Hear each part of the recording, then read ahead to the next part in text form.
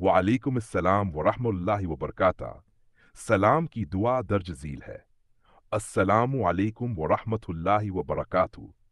ترجمہ: آپ پر سلامتی ہو اور اللہ کی رحمت اور برکتیں نازل ہوں۔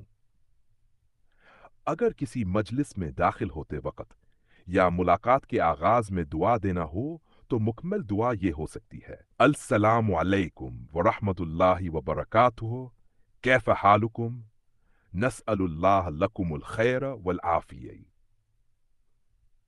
ترجمہ: آپ پر سلامتی، اللہ کی رحمت اور برکتیں ہوں، آپ کیسے ہیں؟